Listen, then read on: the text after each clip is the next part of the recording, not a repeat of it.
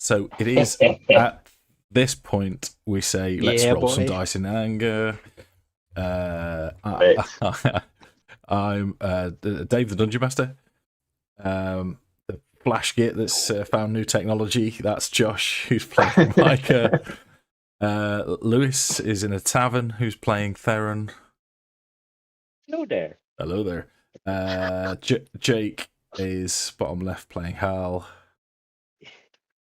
Last but not least, Craig is in New Zealand playing Edda. Hello. And this is Dragonlance, Shadow of the Dragon Queen, Campaign 2, Session 5. So, gentlemen, we left off last time with you just arriving in Vogler. So, let me force your screen to the town. Can anyone remember exactly where we left you? Did we go to the tavern? And didn't we Well, bump and we into just Bagaris talked the to that younger person. and Bagaris the older again? Kinda. You'd just arrived. I'd given you a brief description of the town. So do you want me to do a description? Yeah, we don't need a description again. You'll remember it, I'm sure.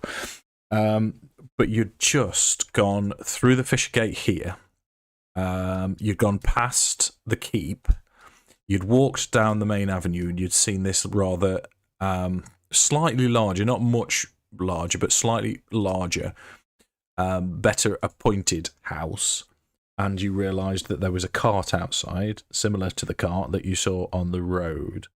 The cart, in fact, that you managed to pilfer the gnome pornographic book from.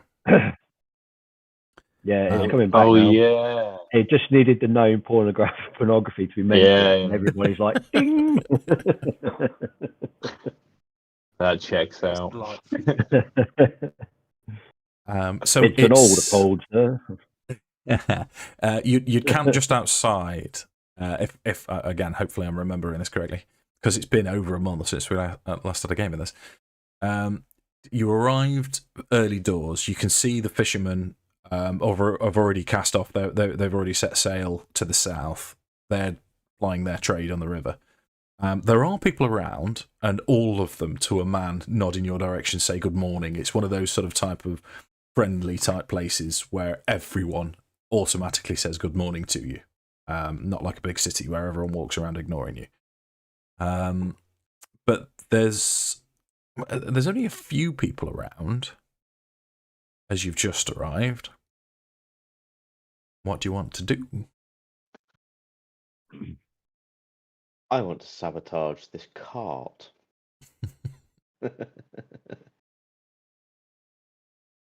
Is Wait, have we still got Reese with us? Yes, Reese is still with you. Yeah. I'd probably just be like sitting back with Reese if they're gonna go like messing with stuff. Then I'll probably just sit back with Reese and just keep him company for a bit and watch them do what they'll do. That's up to them. I think Hal's quite keen to try and seek out Becklin. He knows he was coming to find Becklin in the first place. Okay. I like the look of this cart. Yeah. Well, the cart, you've kind of noticed it. It's parked to the side of this large, austere-looking mansion-type house. The horses aren't attached to it, and there's no one around. The house itself seems like it hasn't woken up yet, if you know what I mean. So it looks like it's a Theron and Edda show. Yeah, boy. So I think Theron will kind of chuckle into himself and go, "Watch this," and he'll jump onto the back of this cart. He'll drop his keks and take the biggest shit on the back of this cart with a nice grin on his face. Okay. Okay. And go, that'll teach him.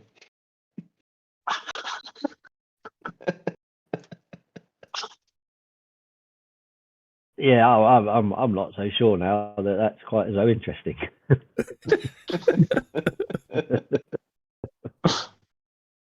Okay. Got So what? How far I'll take this is, I think Micah and Hal would. I'm going to take it on that you're not going to be anywhere near this. No. Nah, I'd probably Hal's not- like. I Yeah, think Hal's is not- I'm walking As soon away as- momentarily, questioning my life decisions. yeah, I think as soon as like me and Reese would be sat from kind of afar, like watching them like mess with the cart, and then as soon as like, oh, there you go. As soon as Theron like drops his keks, like I'd be like, right, okay, let's go look at it. Just go find something else to look at with Reese. You typical Okay. Voldemort laugh of. Okay, so what you okay, so as Theron stops wandering over and drops his drawers down, the three of you moving away, you do see someone approaching Theron's position, and it appears to be an older woman, very lean. She's got sort of like a vest top on, what you'd describe as not much more than a bit more than undergarments. It looks like training, the sort of Dragonlance equivalent of training shorts and a training top as she's jogging around the town. So human, silverish grey hair, but very lean, very muscular. There's not an inch of fat on this woman, and you can see that she's not far away from running in front of this mansion, just to the side where Theron's about to bear down with his buttocks out. Do you wish to do anything? Walk away even faster.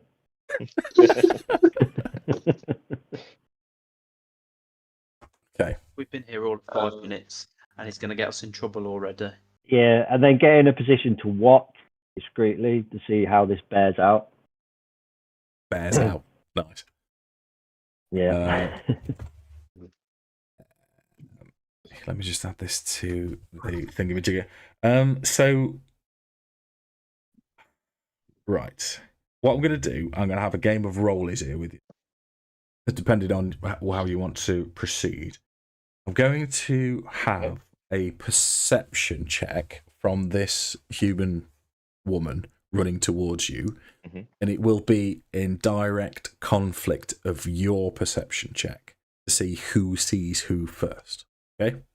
And then we'll proceed from that point. So, you've only got to beat a 7 for perception. 19. 19. So you can hear this this jogging sound, this moving sound. You turn around to see your fellows with a big grin on your face, thinking, yeah, this is the funniest thing I've ever done, and you realise that you're being abandoned by your mates and someone who's running towards you. What do you want to do? So I'm assuming if I was to jump out of the cart now, she'd see me. If it was blatantly, kind of. Yeah, she's gonna see you at some point, but you have a sort of a second or two. Okay. So I think, how far away is she? What do you roll? 19. She's just literally round the corner, and she's jogging. So it's you've got 2 seconds. Okay. I'm going to cast Mage Hand to pick up a stick and try and trip her up. Okay. Right. So what we'll have is we'll have another. Okay, I'm going to give her a saving throw versus your Make just a. It's like a spell attack. So basically, as if you're casting, you've. It'll have to be a firebolt if that's okay. Yeah, that's fine. But it's going to be. She's going to try and jump over it. Right. 17. Yeah. So yeah, this. Yeah, she trips up, but she's sort of tripping in your direction. So the rest of you guys now, you can see this woman. She's probably late 50s. Trip over and roll, but she does this sort of kind of like combat roll, like a Dempsey and Make. I was going to say Dempsey and Makepeace, but it's probably only me and Craig that remembers Dempsey and Makepeace. She does this. She does this sort of combat roll into a kneeling position, and she turns round. Fortunately for you, over her other shoulder to see what she's tripped over. So you do have a little bit more time, but she's right in front of you now. Okay. So then that'll be more chance for me to try and pull my trousers up at this point. Would that give me enough time to do that? Yeah. I think so that'll be that. Yeah. I've got a backup story if you just question me why there's a shit on this cart. But at least I have my trousers up. That's all that matters. I think having seen her like trip, Mike could probably like run over and just be like, "Oh my god, like, are you okay?" Almost like trying to kind of like buy Lewis some more time, Theron some more time. Okay. And I just kind of run over and be like, "Oh, you know, are you okay? Is there anything I can do?" Okay, nice. Let's. Just give me a deception check then, please, for Micah. Okay. Decepciones. That's a 17. Okay.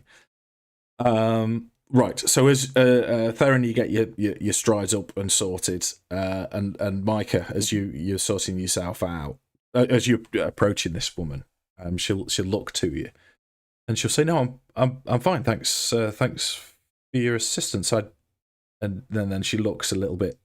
I don't know you. Forgive me. I am Becklin Uth Viharin, Knight of Solamnia. May I ask your name? I'd almost like be like almost like how I reacted just then. I'd be kind of surprised. I'd be like, well, this is a strange coincidence. My name's Micah, and I think we're actually looking for you. Funnily enough, we've come for the funeral of Sir Ispin. Micah, she'll say. She'll hold an arm out to you. Well met, Micah. No, and she'll look round to see where everyone else is. Are you all sort of stood there? I'm going to jump and sit cross-legged on a wall, the nearest wall, and crack out the local equivalent of some popcorn.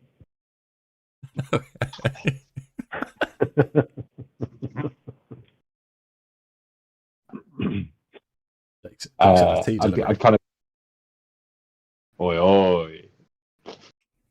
I'd kind of turn and like usher kind of like Reese over as well and say like, "Come on, like come over here," and then say like, "I'll introduce her to Reese as well," and say, "Oh, this is Reese. He's been traveling with us the last couple of weeks as well." Okay. And as for the rest of my companions, they can speak for themselves. I was gonna like gradually wander off because he'd have like kind of like watched Micah walk over to kind of help this lady, and then he'd kind of like gradually walked over as he seen Micah chatting. Would Hal have heard that it's Becklin, or would that have just been between kind of Micah and her? How loud was it? Kind of. If you've walked away, then we'll say no. You didn't hear that. No. So Hal's gonna kind of like, he's just gonna kind of gradually walk up back to Micah and just be, I guess he'd ask Becklin, he'd be like, "Are you okay?" Yeah. So what? Because if you didn't hear, as you've identified yourself, and she'll say, "Oh, well met," and it's a welcoming handshake, and she grins, she smiles, her whole face changes. She's not. She wasn't surly. But now her eyes glint and her face lights up. And she'll say, "Oh, Micah, it's good to see you." And she spots Edda sat on this wall, and she said, "And you must be Edda. Well met, Edda." And then she sees Jake coming towards, and she becomes a little bit more stiff as Hal approaches, and she will sort of now nod towards Hal, and she will say, "And I assume that you are Henry?" I like to go by Hal, but yes.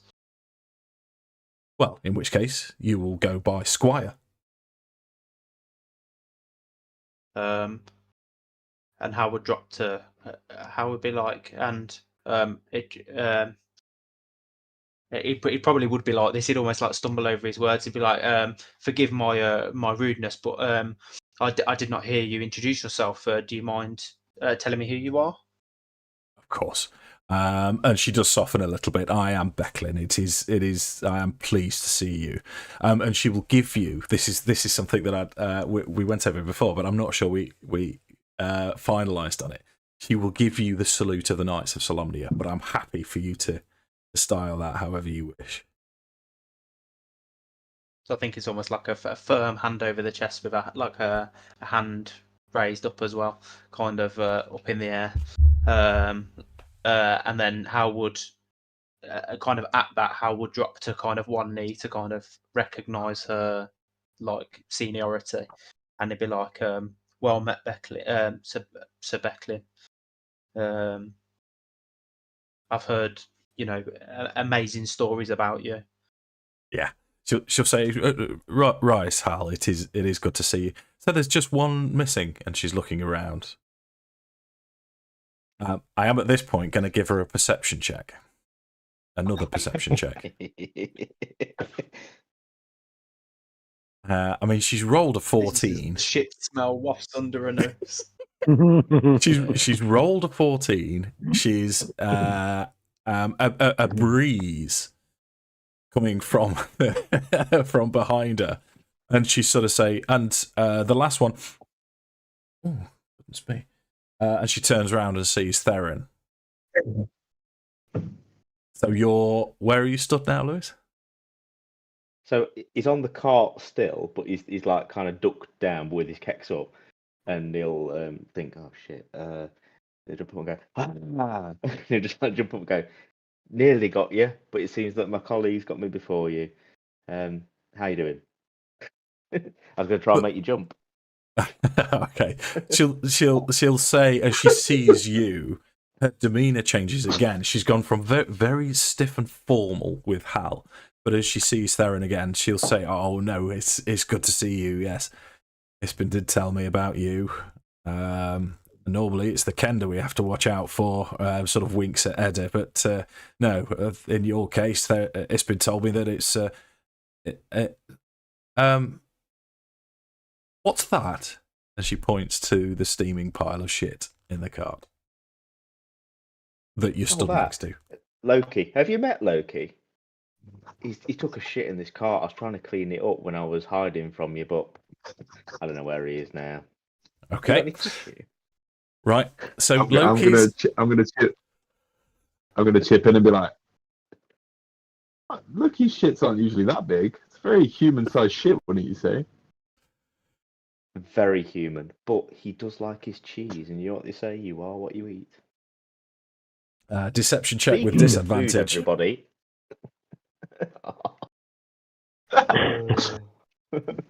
God. Oh, she's rolled a natural 20 for her insight, just so you know.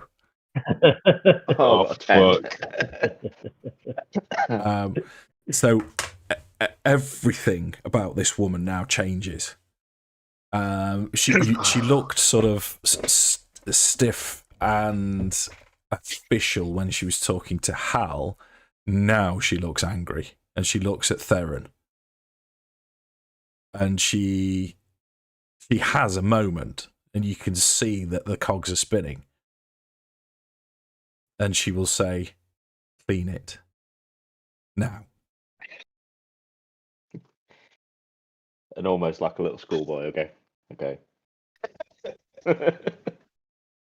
And she will say, "The keep, Thornwall Keep, 5 minutes." she turns back to Hal, and she'll say, "All of you."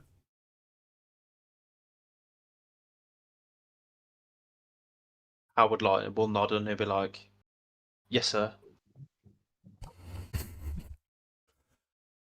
I tell you, it's when I play D&D with you, Lewis. You make me feel like a fucking teacher. Right, so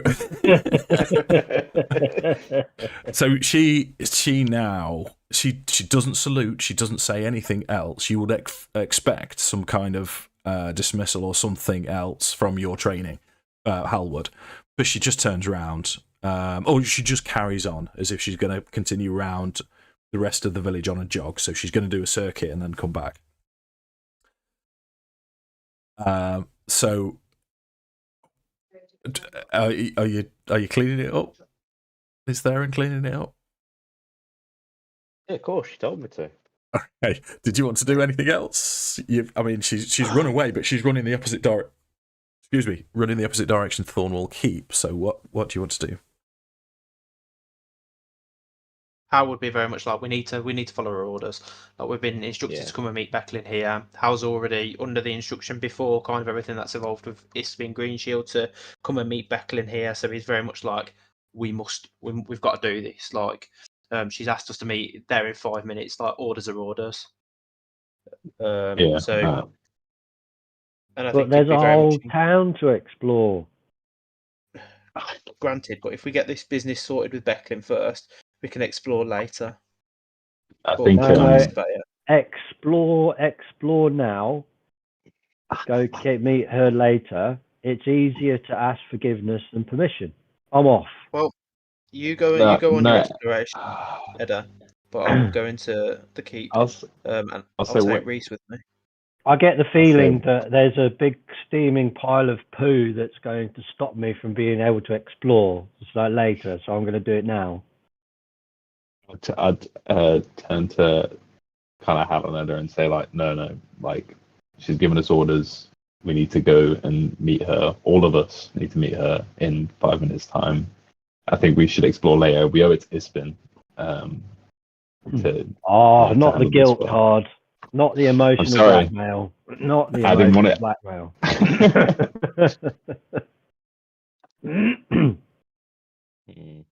Okay, well, I think Hal would turn to Edda and he'd be like, she's one of the most senior knights in the Knights of Solamnia. We can't disobey her orders. Theron will laugh and go, yeah, but I'm not exactly I'm not exactly a Knight of Solamnia, and I've been there and got the T-shirt of how I escaped. Emotional blackmail, though. Come on, Micah. It's not. I mean no harm by it. But we're all here for a purpose, and it's been obviously meant a lot to all of us. And I think it's the right thing to do is to follow orders. It won't take long, I'm sure. Then we can explore after. Okay. I'd like to think bloody goody two shoes. We're gonna have a bit of a pout as we're walking up towards her. Yeah, I'd like to think it was kind of a dragged by the back of your collar type thing. Perhaps you've got Micah on one side and Hal on the other side as your little legs. Oh, come on, we're good. But you head straight to Thornwall Keep. Now, in fact, I can give you the description of Thornwall Keep. Yeehaw. Veins of bronze-coloured ivy cling to Thornwall Keep's ancient 3-storey stone tower, the tallest structure in Vogler. I'm going to take my glasses off. From its crenellated roof rises an elaborate device resembling a catapult. Crumbling ruins of wall and other fallen structures surround the keep, and amid them lie several shallow square pits and covered excavation sites. In one of the excavation sites, you can see a younger chap, similar age to you. You would guess, perhaps a couple of years your junior. On your screen you should have Becklin. By the way, that's her in her Solamnic armor. This second, make this visible to you. This second character, much younger, is currently dressed similar to this, a lot muddier, a lot dirtier. It's a dry day, so it's not mud, it's just dirt. And he seems to be with a little brush, almost like an archaeologist would be, and he's sort of wiping away this or excavating this wall just outside Thornwall Keep. And as you approach, he looks up with his sort of shaggy black hair, and his face lights up straight away, same as everyone else that you've met in Vogler. And he'll say, "Oh, how do? I'm Darrett. Becklin's away. I'm not sure if you want to wait for her. Come on in." How long has it been? Has it been like the 5 minutes? Like, has it taken us 5 minutes to get there already? Or? 5 minutes to get there, yeah. I guess I just say like, oh, we're supposed to be meeting her like right about now. She's still away. Yeah, no, she's not. She's not back yet. She's on a morning jog. She started out. Well, she only started out 5 minutes ago. She'll perhaps be another half an hour or so. Normally, perhaps it depends how long she goes for a jog. It might be up to an hour. But you're welcome to wait with me. It's nice to have an excuse to not do this, to be honest with you. And thus begins the first stage of the punishment. Stand around like a bunch of lemons. I'd turn around to Edda and say, feel free to go explore, but stay close within earshot. And then I guess I'd stand and chat to this guy. So he sort of looks you over now that you've, and obviously if he's addressed Micah first, he'll look you all over and he'll say, "Oh, wait a minute. Never. You're early. Are you early? Is it Micah, Theron, Hal, and Edda?" Yeah, that's us in the flesh. Well, I've heard about you from Ispin, and Becklin's been looking forward to welcoming you. Yeah, sorry, I can't believe she's not here. I'm so sorry she's not here. I'm Becklin's Squire. Well, and she looks at Hal and she'll say, "One of Becklin's Squires. I believe you ought to be my superior, Hal." And he'll do the salute with a massive grin on his face, and he'll say, I can't wait to train and learn from you as well. It's so nice to meet you all." Well, we are both squires, and then he'd almost like check himself, because like obviously he's not really said anything to the group about it yet. The fact that he's still a squire, so he's kind of be like, we'll get lots of training in. Yeah. Oh. Yeah, Theron will kind of walk up behind him as well and put his hand on his back and go, "Nice to meet you too, mate." And with his hand covered in shit.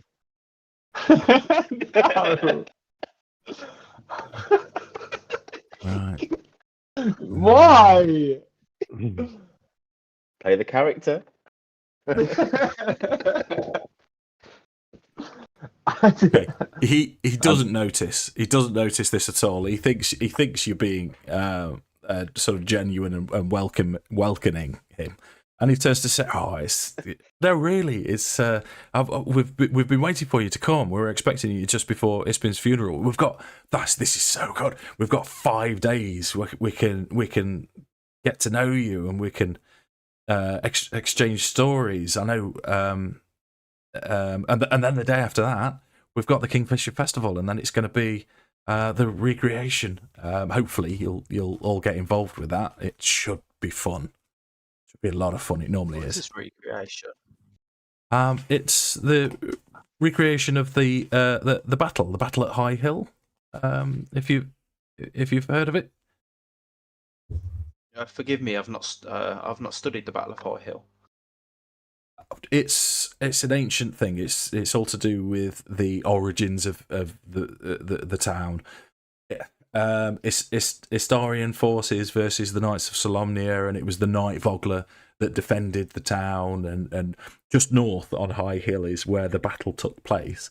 And we commemorate it every year. This year's particularly special because Becklin and Isprin's friend. Did they tell you about Cudgel? She would have. I've heard the name of Cudgel. Yeah, well, she bought her. She's the leader of a military company now, and she's brought her mercenaries to play the Istarian forces. We're going to be the Knights of Solamnia, so we're defending the town, and it's normally a lot of fun. And then everyone gets very drunk afterwards. So we've got 2 nights. This Ispin's funeral, which is obviously very sad, but then it's Ispin's wake.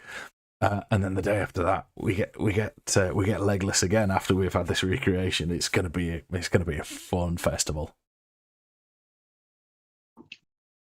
Yeah, sounds interesting.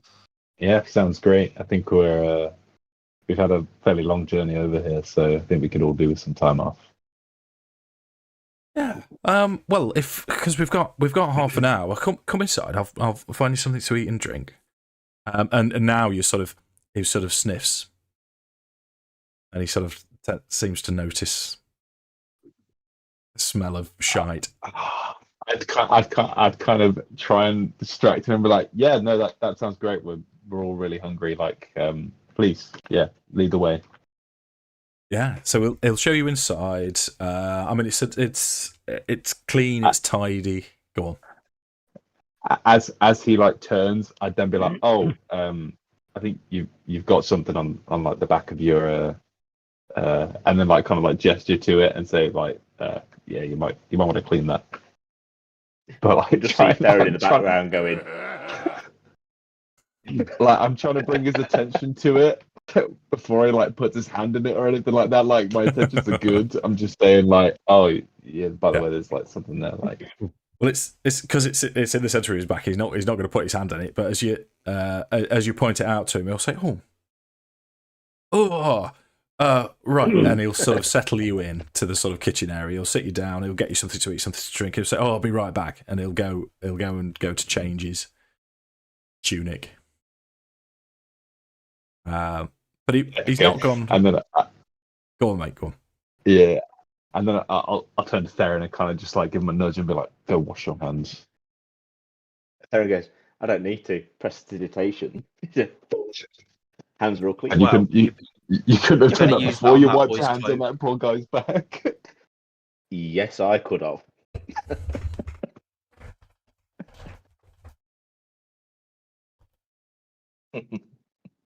You shouldn't disrespect. So we're inside.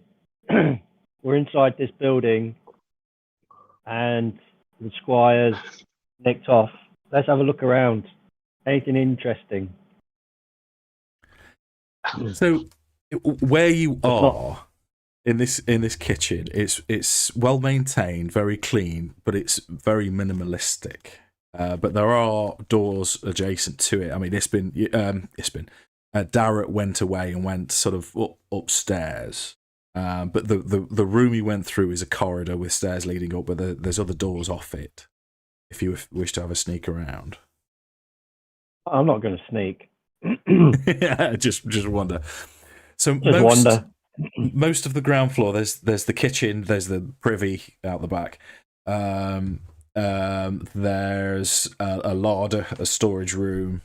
All sort of boringish, mundane stuff. But then there's a storage room on the side which seems to have a lot of sort of digging gear or archaeological equipment, things like that. And then stairs going up. Okay. The archaeological equipment looks interesting. Okay. I've seen that sort of stuff before. So if you wished to, because the rest of you have seen Edda start to sort of wander off in the way that he does, sort of, I like to think you're whistling a tune quite brazenly, wandering around, as the rest of them are stood there. If you want to sort of help yourself to like a little brush, perhaps a small chisel, yeah, you know what I'm saying to you. Don't go mad. Don't fill your pockets with various bits and pieces. Cool. Yeah, sweet. Were you saying something, Jake? It's like, Edda, don't steal. Like, we've been welcomed into this place. Don't steal. Well, I'm not a common take your criminal. little fingers away. There's how many times do I have to tell you? This stuff's been left lying around. It's not being looked after. Somebody's got to keep an eye on it in case it gets stolen. People like you. Keep an eye on it, out of your pockets. Well, it's not very safe. How can I can't just stand in one place. There's a lot of stuff to look after in there. And Darrett's gone. Who's going to do it? I better, But he's trusted you to look after it, not exactly. In your pocket.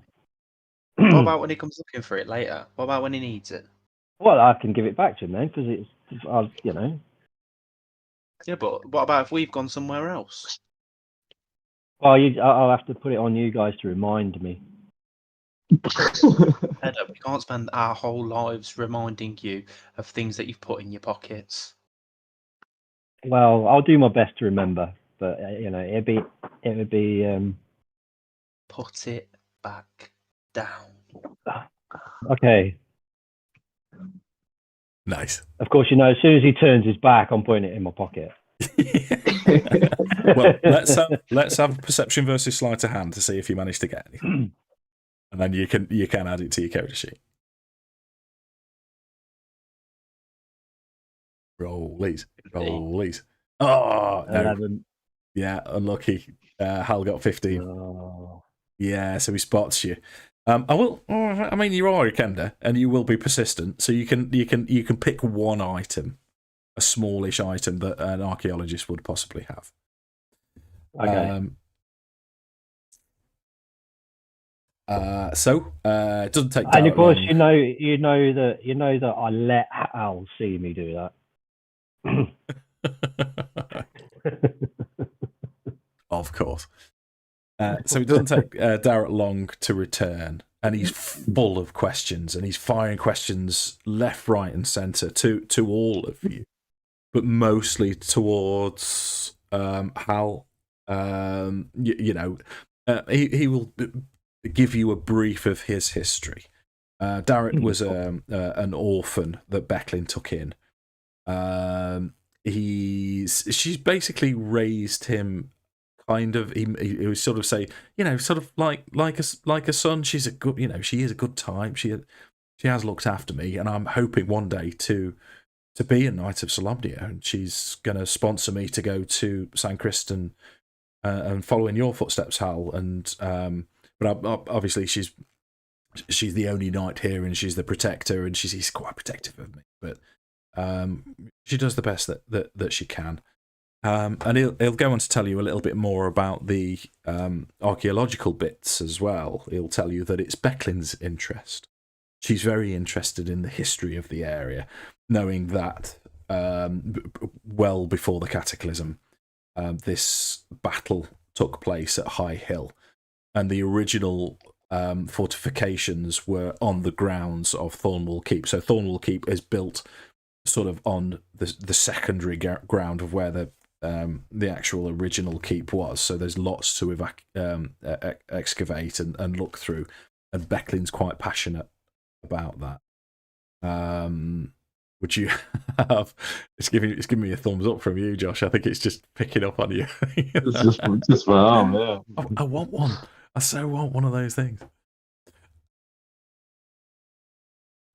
It's just brilliant. But it's the conversation carries on. Did you want to ask Darius anything? Did you want to talk to him about anything?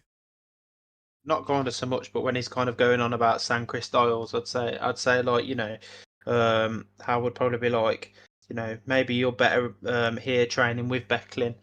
She's a knight of well renowned, and her battle prowess is well known. There's stuff that can be learned at San Cris, but I feel like you'll learn so much more in the field here. Yeah, okay. He'll sort of take this on board, and he'll say, "Oh, yeah, Becklin has told me what it's like these days." But I mean, it's yeah, I know because she said the same to me, and I couldn't quite understand why, but I think I know what you're saying. But he does come across as a very affable, likable young man, a little bit naive. You can tell that he spent, I suppose, in some ways, he's a little bit like Micah. The only difference is that you've travelled here, whereas he stayed here all of his life. So he's not, he hasn't travelled that far. But you have something to eat and something to drink with him, and it's a good hour until Becklin actually arrives, and you can hear her before you can see her as she jogs up to the door. And she's by now, you can tell that she's been for a good run. She's red-faced. She's not breathing particularly hard, just a thin layer of sweat, but you know, you can tell she's been for a good run. And she walks straight into through the front door into the kitchen area where you are, and she'll look at Darrett and she'll say, armor, 10 minutes, my room, you 4, stay there. And she walks past and walks upstairs. What do you want to do? I think I'd kind of mutter under my breath and be like, 10 minutes, how long is that really going to be? I was going to turn around and look at Micah, and he's going to say, if a knight asks you to don her armour in 10 minutes, the armour's donned in 9. Well, she told us to be here in 5 and she's been an hour. She told us to be here in 5. Yeah, I'm going to follow her and start asking questions like, all right, what's it like being in charge? How did you get your armor on so quickly then, if it's going to be 10 minutes? You said 5 minutes when when you asked us to get here, and it's been half an hour. What are you digging up in the... Okay, what are you... Is this is this sort of just Kender curiosity? Yeah. Okay. So so what I'm going to ask for then, Craig, is just a charisma check from you, just to see how she's going to respond to your Kenderness. 30-20. Okay, so as the rest of you, and again, I'd like to think of this as Hal is like you're distracted talking to Micah, as you suddenly realise that Edda's gone, but you're too late. You try and reach for him, but he's gone. He's up the stairs, and he's already started talking to Becklin, so you know it's too late. And when you're out of when Edda gets out of earshot of everyone else, Becklin's quite engaging with you. In fact, if anything, she's quite charming, and she answers all of your questions. And she's quite happy to have a bath and a shower and get sorted. So she'll say, yeah, sorry about that. I needed to run it off. I'm not going to say too much, but she's quite nice and she's very pleasant. And she points out to you various bits of interest. She'll point out a box that's under her bed. You're in her bedchamber where she's having this bath, and she'll say, "That's your that's what Ispin left for you. Do me a favour, leave that alone. It will be yours. I'll present it to you in a few days. This is my," and she'll point out all of the stuff that's important to her, and then she'll point out all of the stuff that is not necessarily important to you, and you get the idea. And it gets to the point where she'll say, "This ring, for example, this I found buried. It means nothing to me, but I'll leave it there. Perhaps it needs guarding by someone better than I, who's more vigilant." And she'll turn away, and and she'll tell you that she likes to everything that Darrett's already told you about the whole archaeological dig. But she'll also ask you lots of questions about your time with Ispin as well, because you spent a lot of time individually with Ispin, didn't you? Yeah. So are you going to respond in kind and? Oh yeah, I mean, if I get, she's engaging, and Kender are engaging as well when there's, so it's like, I guess a rapport, a relationship is like, just talking and sharing information and just chatting casually. Okay, cool. So Darrett comes in at some point, and he's sort of, he averts his gaze. You can tell that she stood there stark bollock, but she doesn't care. But Darrett does. He's very much averts his gaze. And she'll turn to Darrett, and she'll say, so Squire, have they behaved? And again, she's gone very stiff and authoritative in front of Darrett, and he'll say, no, they're good lads. Some of the stories are brilliant. Yeah, it's nice to have company. And she'll say, oh, okay, Squire, that'll do. So she gets dressed. Darrett's still there, like looking in the corner, and she'll say to you and Darrett, she'll say, right. And she'll look at Edda and she'll say, Edda, do me a favour. I'm gonna have to tell them off. So if they say anything to you, tell them that I'm still cross with you and I'm still angry. Don't tell them that we've had this nice chat. Right. Okay. And then she'll come downstairs. So it's Becklin first in her full knight attire. She hasn't got a helmet on, but she's got a plate on and all of her armour. And behind her, Darrett's coming. He arrives. He's now looking confused. He's no idea what's going on. And Edda's skipping along quite happy, if that's all right, Craig. Yeah, that's cool. Okay, so now with a nice new shiny ring. Yeah, you got it. We'll say it's worth about 25 gold, mate, if you want to add that. As she gets downstairs, she looks at Hal, and she looks like a disappointed parent, and then she looks towards Theron, and you can tell that she's just livid. And she will say, "You boy, explain yourself."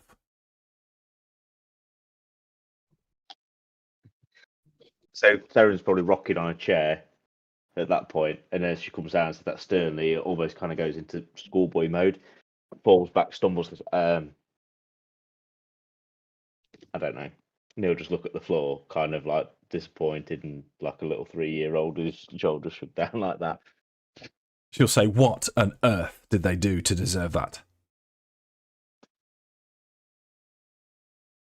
Well, I can't remember the name of the prick. I mean, the lord that was with the other lord. But he wasn't very nice, and he nearly ran us over, and he really pissed off the cat. And then I tried to do something to the horses, and that didn't work. And then we nearly got into a scrap, and then they rode off. And then I saw the cart, and I thought, I'd take a shit. And I saw you, and then I tripped you up with a stick, and then he'll go. And then I saw you trip over with a stick. Sorry. Okay. So, okay, and she's. You can still tell, even though you just made me laugh. You can still tell that she's seething with this. And she will look towards Hal again and look over Micah. And she'll shake her head. And she'll say, "That is the house of Lord Baccaris. They've only recently arrived in town. Apparently their house in the country was burned and set upon by brigands. They only just managed to escape with the property that they have. They have coin with them."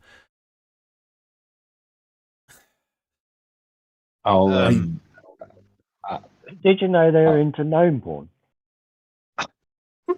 Why would you say that? Why would you say that right now? I'll say that, and then I'll kind of like turn back to Becklin and be like, because I'm almost like worried about her like disapproving of us, so I'm like trying to make a good impression, and also that I'm like, why? Oh, my frog's going. Why would you say that? And then I'll turn to her and say like, please. Yeah, we had some problems with them on the roads. They were pretty horrible to all of us. They were disgusting. That's what they were. I'm sorry to speak of it. And I'll just say I've spoken to Theron. Please, this isn't a regular occurrence. It won't happen again. We're sorry.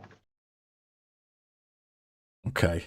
She turns back to Theron, and she. I'm just going to paraphrase now. I'm going to step out of roleplay mode. She basically lectures you. Two wrongs don't make a right. I'm not angry. In fact, no, I'm angry and disappointed.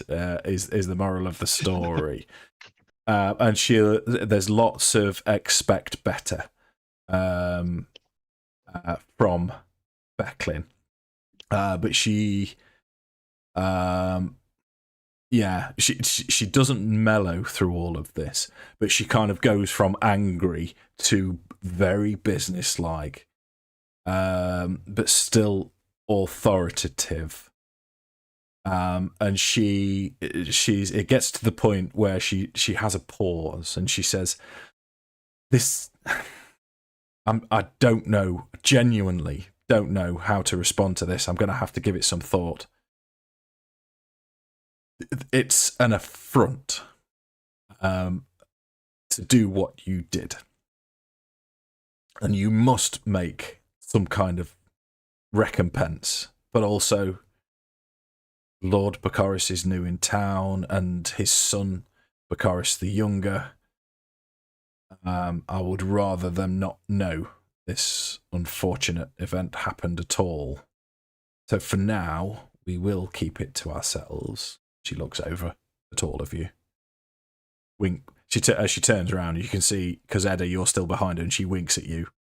But I am going to punish you for this, Theron. But I will work out what the punishment will be over the coming days. Pal, this is not the start that I expected from you. I reckon that privy needs a bit of a clean out.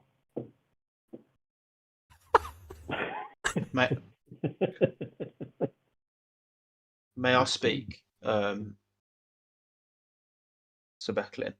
I appreciate this isn't the start you expected. However, our first encounter, like Micah alluded to, was not pleasant. I did not foresee Theron taking the action that he did. However, I walked past the car and carried on to come and seek the keep and yourself. I think you must be wary of Baccharis and his son. Lord Baccharis and his son.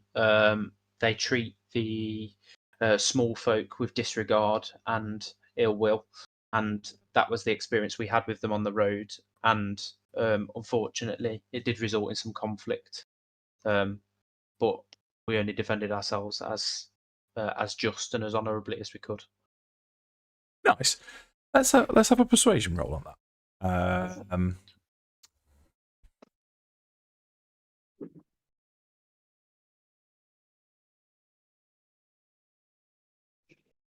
18. Nice. Yeah. Okay. So you can see she sort of you could see that the creases on her face do soften a little bit, and she's gone from a more authoritative tone to a more motherly tone now, and she'll say, "Well, you do know how it works. You've been to San Crist. You know nobility isn't as you would expect. Not all nobility is noble, but those of us that follow the path, that live by the code and the measure, we must rise above, and I will expect more of you in the future.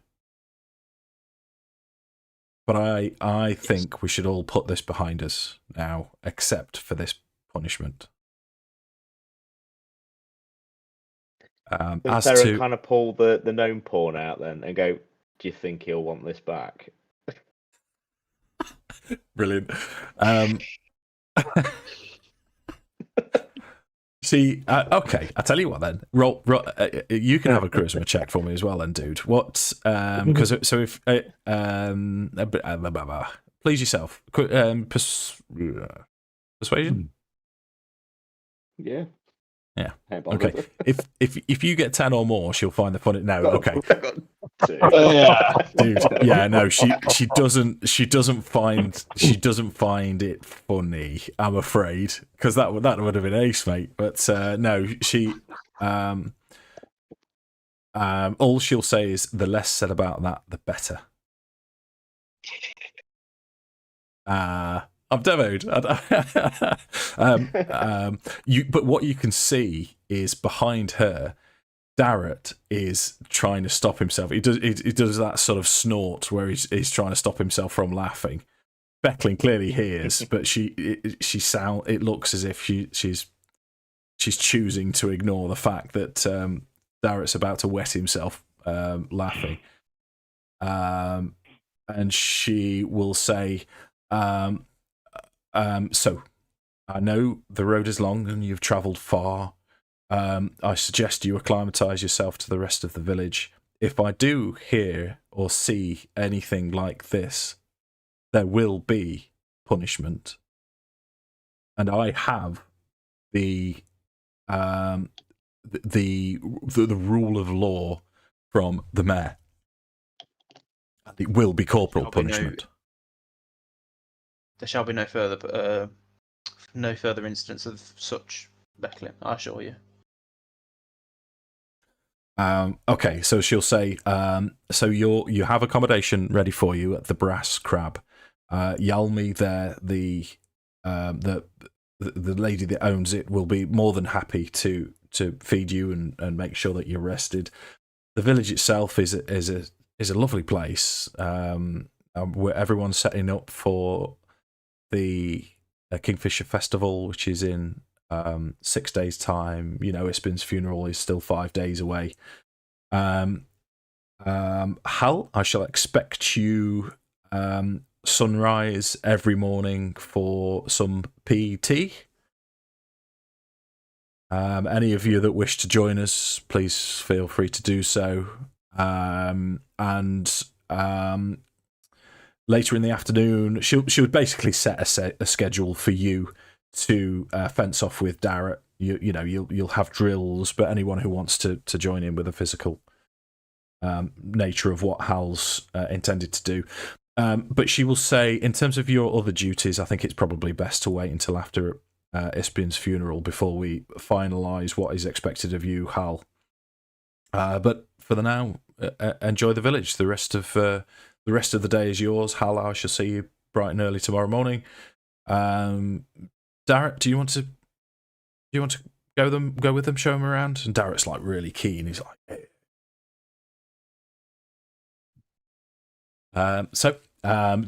she has something to eat and drink and then nicks off, unless you want to ask her any questions.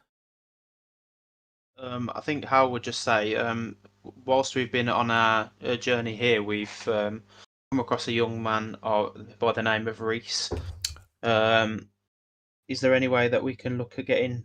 Could Reese stay within the keep? I'm sure he will be able to serve well. He's lost his family, and he just needs somewhere safe to live. Okay, let's have another persuasion then. Just to see if she takes Reese in. Oh, 14. 14? Yeah, 14's fine. So you introduce her to Reese.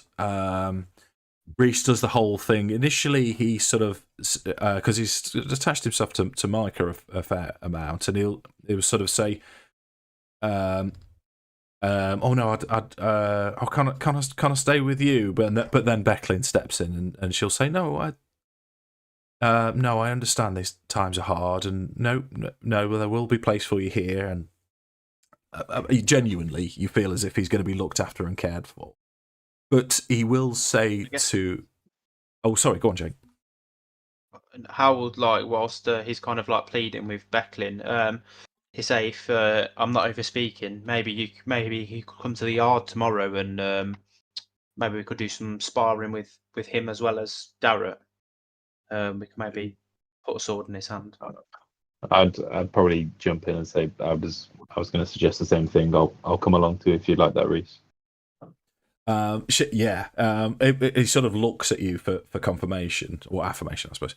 And Becklin does this whole thing where she'll say, "Shows your muscles, boy," and he sensitively gets his guns out, and she'll say, "Yeah, no, good. Needs a bit of work, but you look like a strong boy." And yeah, it's all very nice, very friendly, and you can tell that Darrett is just a delight to have around, and she's raised him, so you're pretty secure. But Reese will say just as a parting to Micah, he'll say, "Oh, I'd also like to know a little bit more about the gods as well, if that's okay." So both Darrett and Becklin will hear that, and you can see that it doesn't faze them.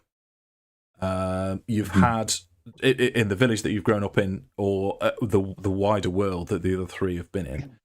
The gods, it's almost, you mention a god's name that spit on the floor, but it's not phased Becklin. It's not phased Darrett. They're quite comfortable with the gods being mentioned, and the fact that that Reese wants educating. If you're happy to also teach him what you know about the gods. Yeah, I'd turn to him and say, what I said to you the night. The kind of you started to travel with us. I meant it. If you want to learn, I'm happy to teach you everything I know, whether you're staying here or not. I'm sure we'll be back. And so look after yourself in the meantime. But whenever I'm around, come and talk to me anytime. It's okay, and I'll tell you everything that I've learned. Yeah. Okay.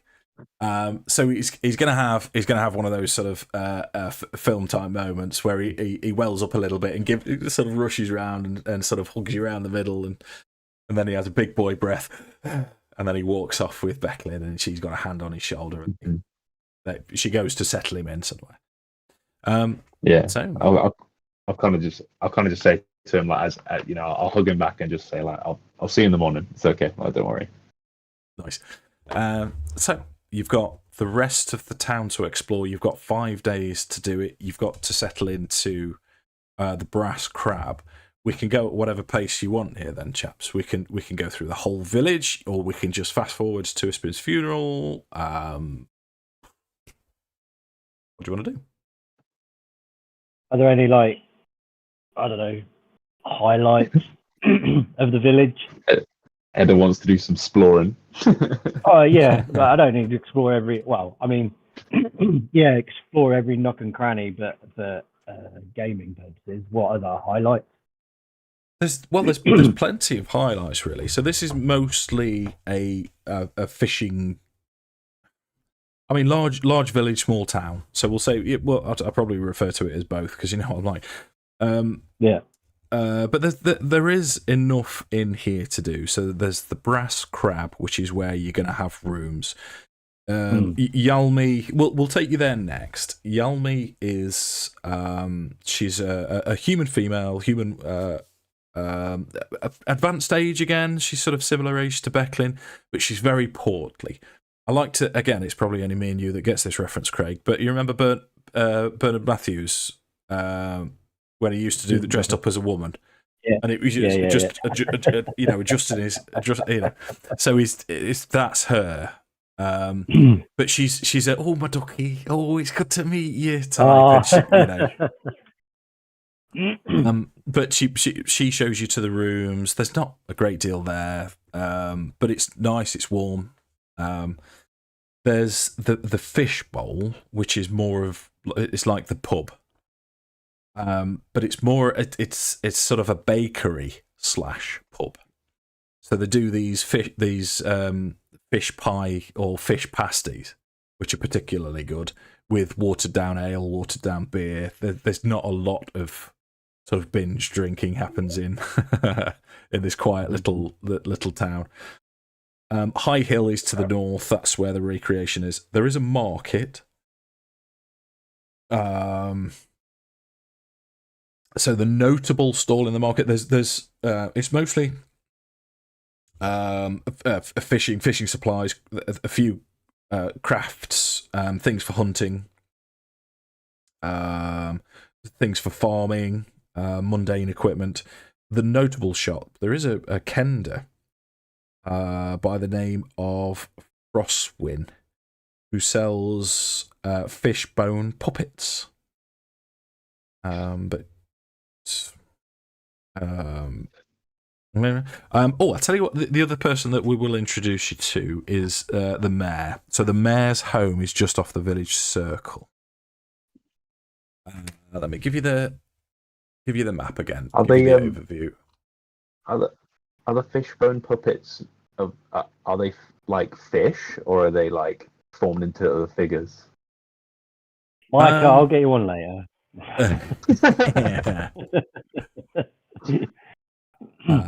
There's Vogler for you. So the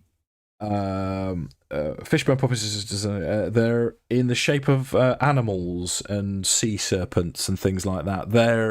They look like if a child was to buy them, they could possibly save up their pocket money and buy one a month, and then after a year they'd be able to recreate a Punch and Judy type show or something like that. So a range of characters and monsters. How much are they? Let's say 10 copper. 10 copper for a particularly big one.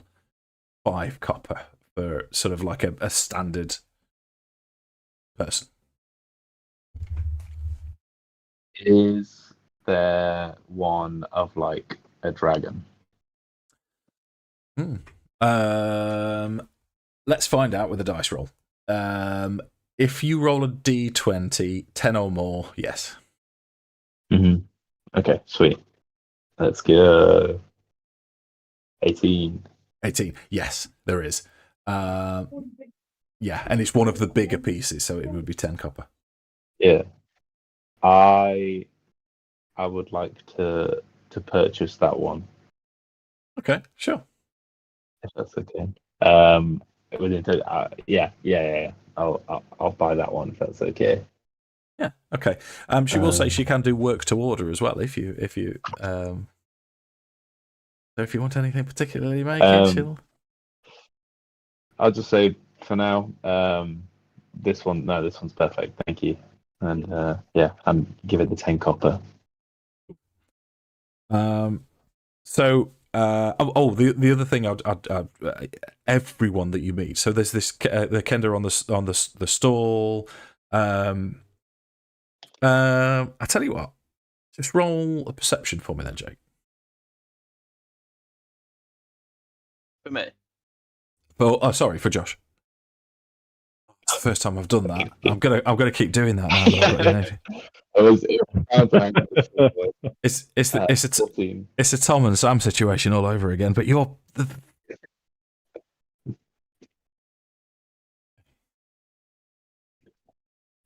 yeah. You see that this Kender, and you're used to this from Edda. You can see that she's tried to lift something from you, but it's almost in a sort of very innocentish, Kenderish type of way. But as you catch her, so perhaps she's trying to lift your money pouch or something like that, but your hand goes out, and she'll say, "Oh, you almost dropped it. There you go. I stopped it from falling on the floor," and she just goes about her business type thing. Okay. What from the other Kender, not or the other Kender? Yeah, the one that you've just bought the thing from. I'll just kind of like narrow my eyes and just be like, "Thank you," and then like take it back. Yeah. This goes about our business. I'm just gonna interject. That was a good thing you did there. Well done, thank you. Oh, we have to look after these big folk. You know what they're like, always losing stuff. I know, they're shockers. Leave stuff lying around. It just, if it wasn't for us, they'd lose everything. It's so nice, and she'll come up and hug you.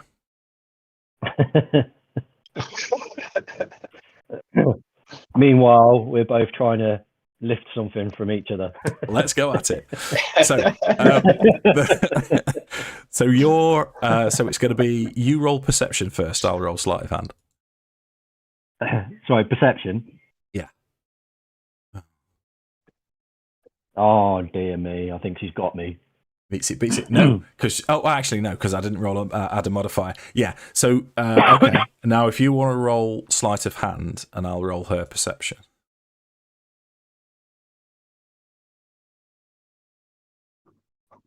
Sleight of hand 24. Right. Okay. So what I'm going to say is the three of you, Micah, Theron, and Hal, find this incredibly. This is the most entertaining 10 seconds of your life as you see these two Kender embrace, and the amount of items that are swapped between the two of them, that none of them is aware that the other one's doing it. They're totally oblivious. But what ends up happening is, as one takes something, the other one lifts it back, and it happens for about like five exchanges as these items are just going backwards and forwards. So unfortunately, Craig, you've not ended up with anything other than the stuff that she nicked from you. Yeah. I quite like that idea. So the last person of note that I want to introduce at this point is the mayor. So let's get players. So as you're acclimatizing to the town, walking through the town, you can see this this black lady, braided hair. As you can see, she isn't holding the fish, but she's talking to everyone that she sees, and the only thing that stands out is this brooch that she's got, which the brooch, oh, motherfucker. The brooch just by itself would be something that you recognise as a badge of office, but she does look very young. I mean, she's sort of perhaps early 30s at most. But she's very engaging and she talks to everyone. There's lots of laughs and pats on the back. But as she spots you, she will walk over to you and introduce herself as the mayor, who is on the right page because my homework is failing me, is Mayor Raven Vogler. And she will introduce. Call me Vogler. But I'm the mayor, Mayor Raven, or call me Raven. She's sort of downplaying the role, and she will say, "Oh, you must be Ispin's friends to attend his funeral." Yep, that's us. Yeah. Oh, it's good. It's good that you're here. It's good that you've arrived in plenty of time. It would have been a disappointment to. So I know Becklin would have been disappointed if you couldn't make it for the funeral. And I'll not go into too much role play with this, and she'll just make sure that you're happy, you've established yourself, and she'll say, if you need anything, come and find me, blah blah blah, and then we'll skip that bit because so are you going to honour your appointment so far? So first thing in the morning, you're going to go back to your PE training and all that kind of business?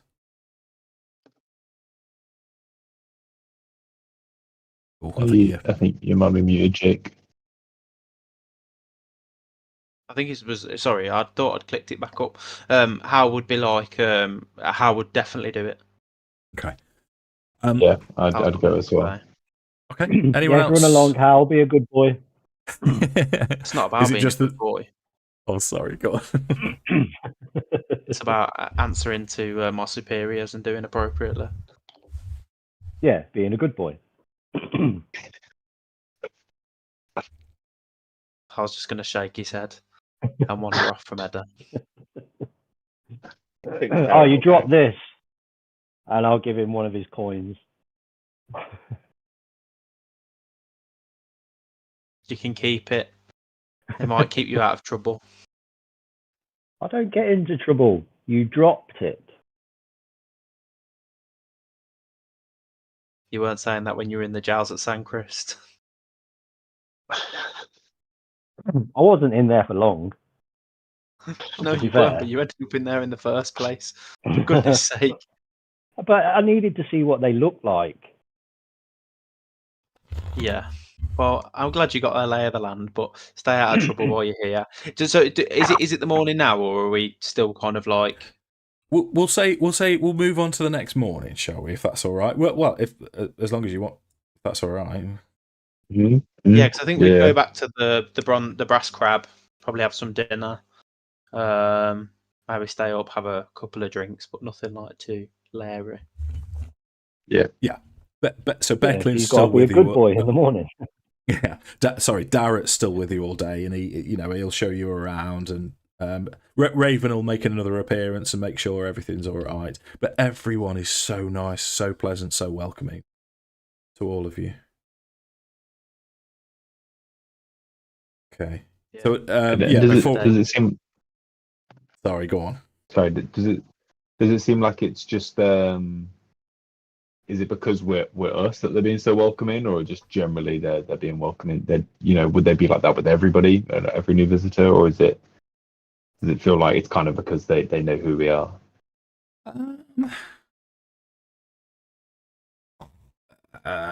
Well, roll insight. I Mm-hmm. was just wondering if I can just sort of give you that information for free, but I'll make it a roll. That's what we're here for. Roll dice.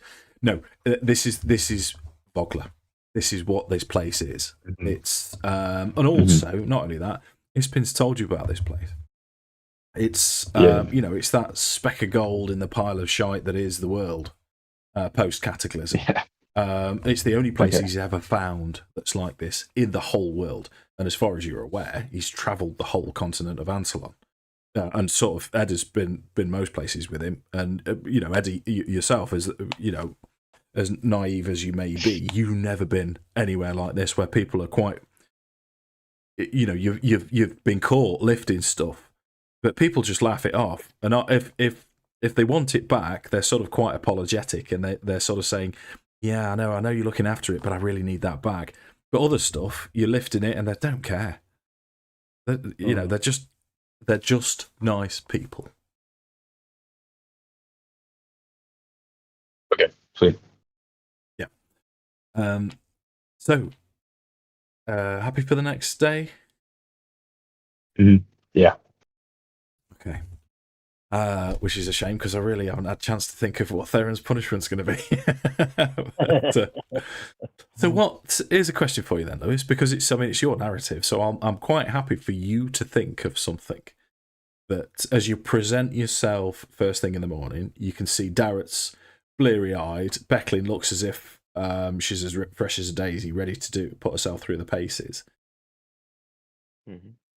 Oh, here's an interesting one for you.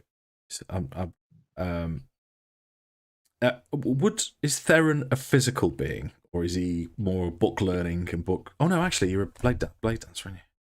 I'm blade dancer, yeah. Yeah. Okay. No. So, what would be an appropriate punishment, do you think, for Theron that Becklin could? Probably something associating with shit. So I'd probably say like mucking out the stables or the pigsties or something. Just something like that. So, you kind of like shit so much, you can spend all day working with it. Cleaning out the goodies. Yeah. Yeah, I think what I could, because I think the other thing I'm trying not to make us. I think the other thing that she would insist is that you don't use your arcane arts. That's how she would probably describe it as well. I'm tempted to say she would stand above you with a switch in your hands, and as soon as you start to sort of, wiggle your fingers, this switch slaps you on the back of the hand. But that sounds a little bit too harsh. Yeah. I'm happy. I mean, Theron will accept it. He's scared of her, so he'll get a broom or a shovel, and he will do as he's bloody well told. Oh, okay. He's been scorned by a mother figure. It's a bit mechanicky and stuff like that, but I wonder maybe why not like introduce a fatigue level or something at the end of the day.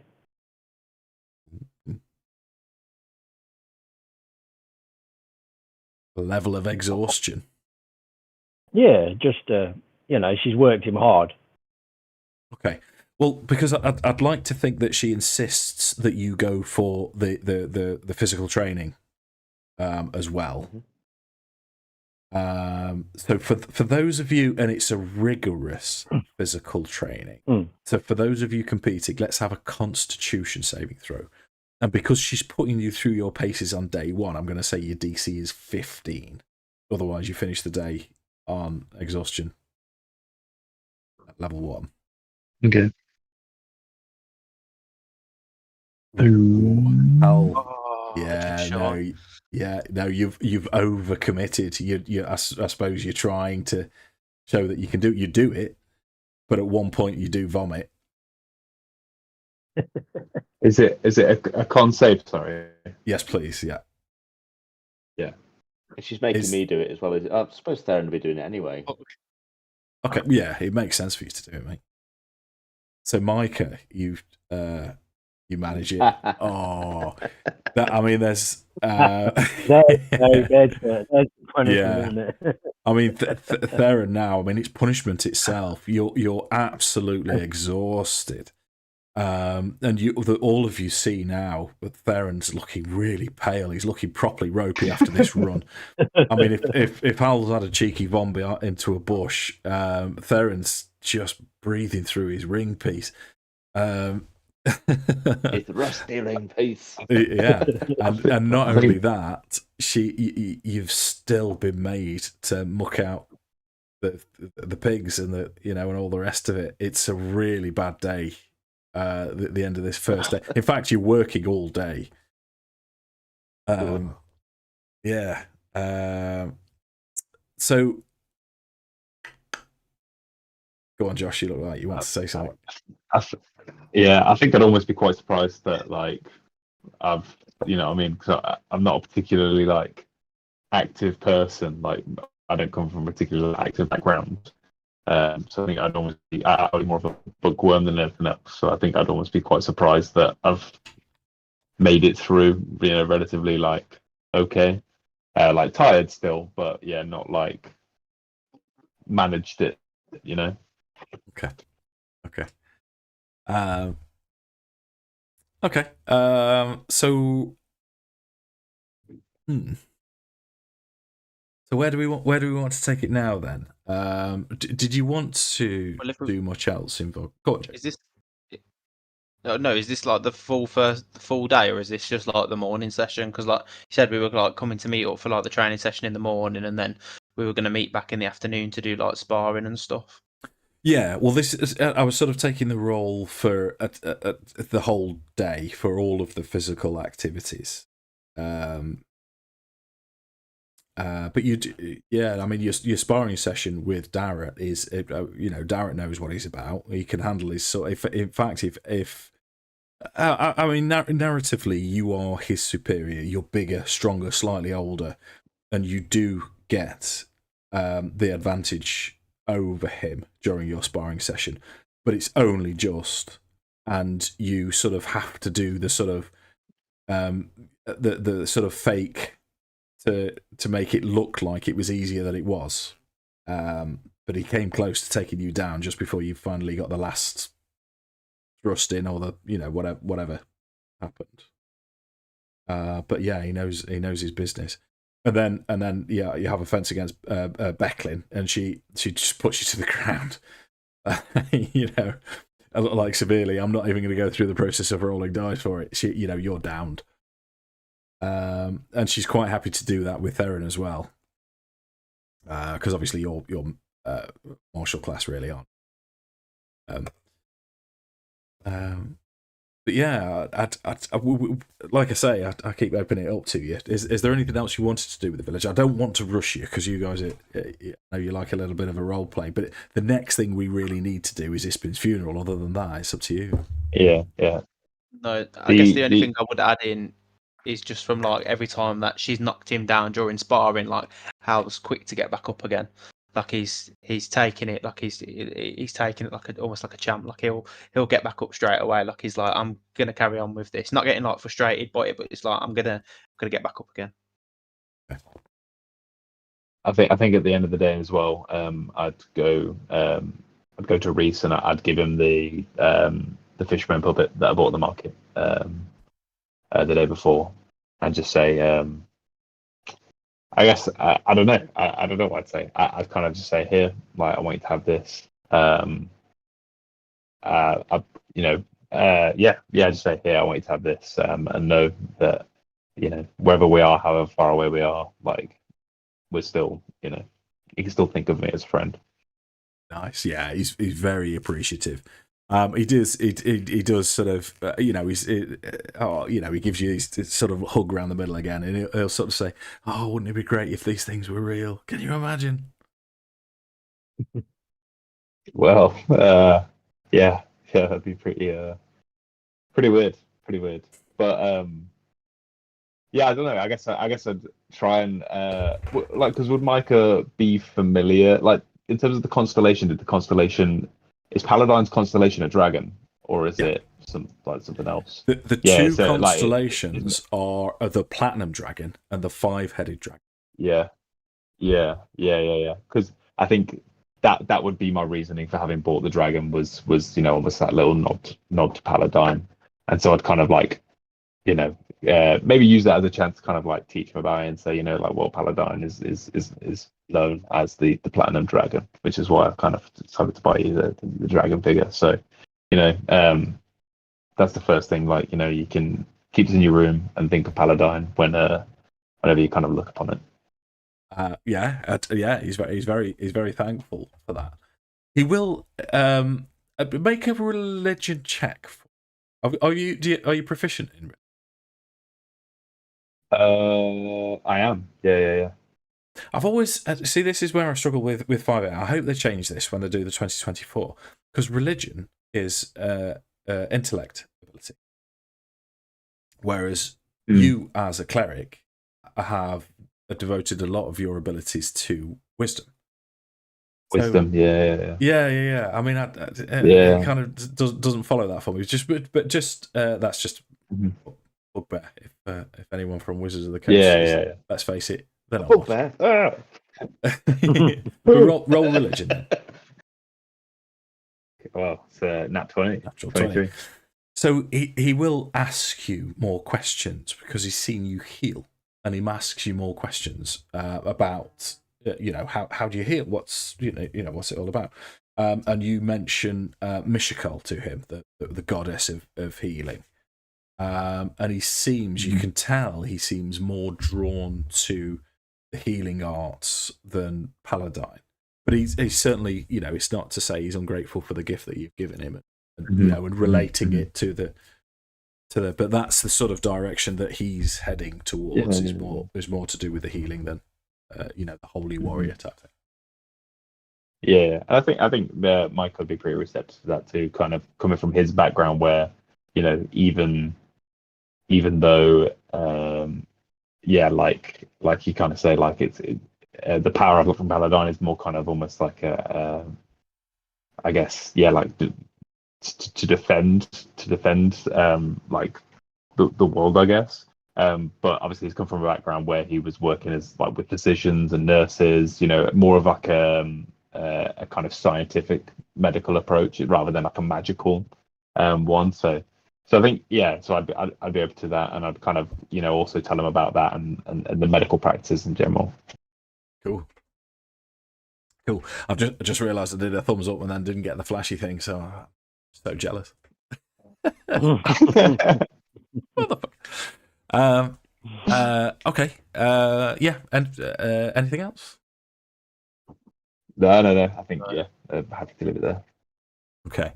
So what time is it? Well, it's 24 minutes past 10 in England, Craig. So what's that your time? 9:30 in the morning?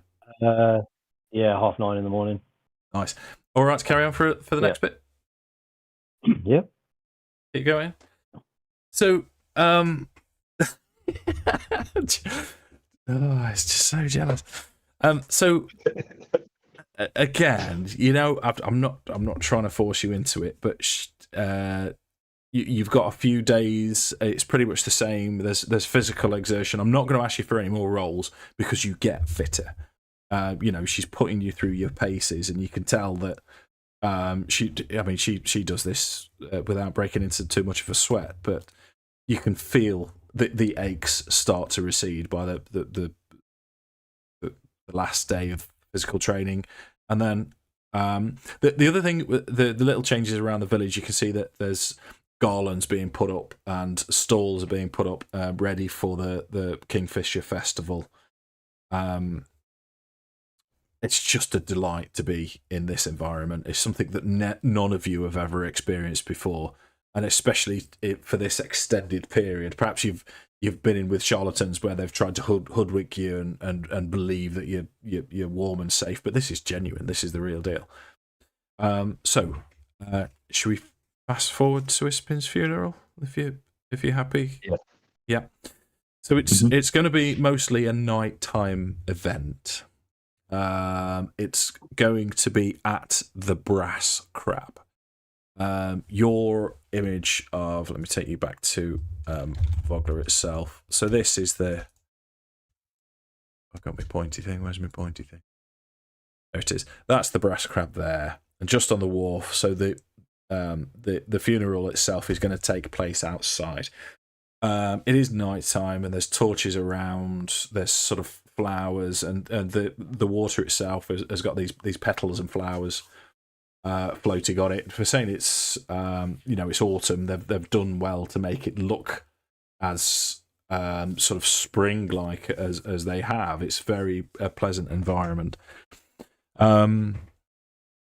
You've been to funerals before. You've been to probably quite a few funerals.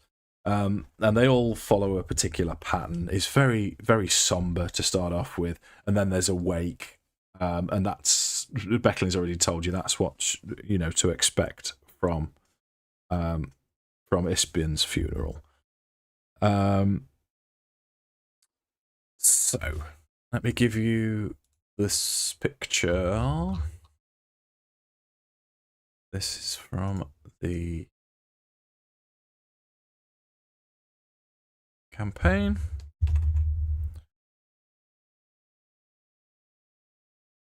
Here you go, and read you the blurb.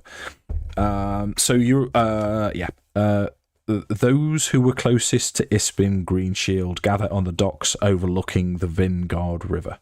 There, Ispin's body rests in a small boat, his body wrapped in a shroud.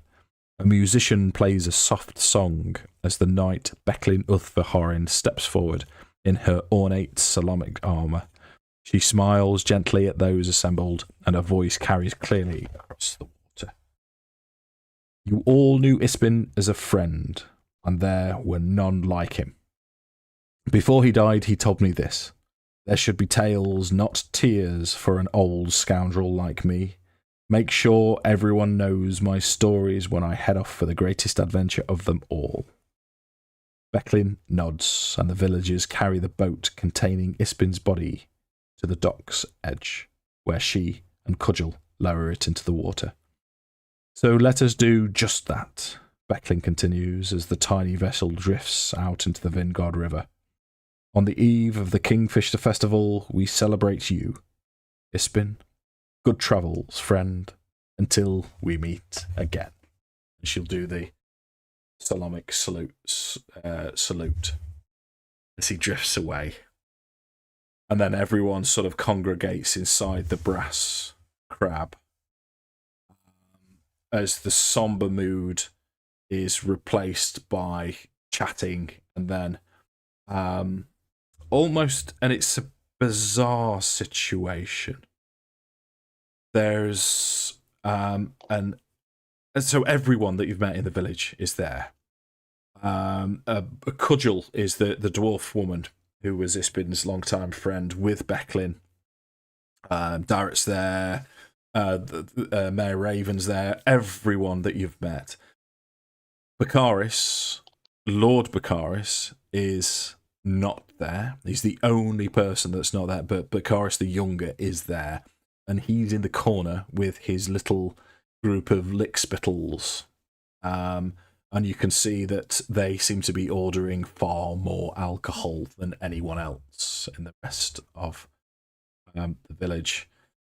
But as the mood goes to more sort of slightly jovial, as people start telling story. In fact, we'll do the stories first. So people start then telling stories about their time with Ispin, and as one story starts, everyone goes a little bit quiet and sort of zones into this story, and you can hear the sort of chuckles along.